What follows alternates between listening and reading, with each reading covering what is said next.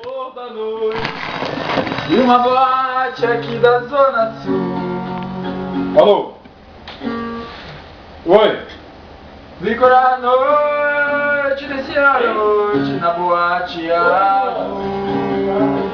Enquanto a noite vai se arrastando no clarão da aurora. Rodrigo? Oi. Telefone. O que é? Onde já tá? Cadê? Oi, amor. Ô, amor, não tô conseguindo instalar o negócio aqui, amor. Entendeu? Pra gente abaixar as fotos aqui, não tô conseguindo instalar. Eu não tô conseguindo instalar as fotos aqui pro coisa, tá 2 horas tentando instalar isso aqui. Eu não sei se é o computador do Zé que não vale nada. Você tá onde? Não, pra gente abaixar as fotos que a gente tirou lá do trampo da mãe do Zé. Você tá em casa já? O cara parece um infeliz.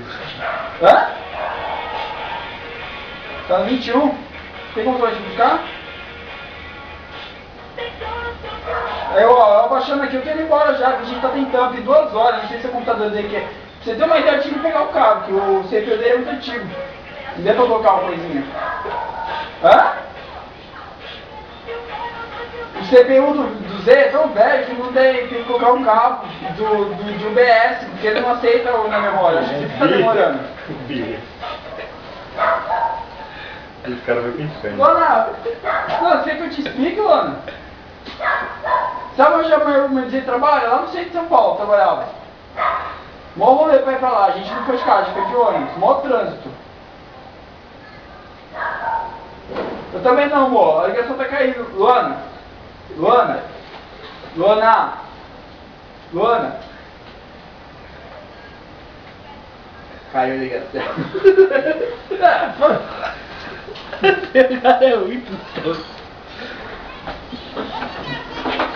Foi, ela tá... Você tá gravando aí, velho?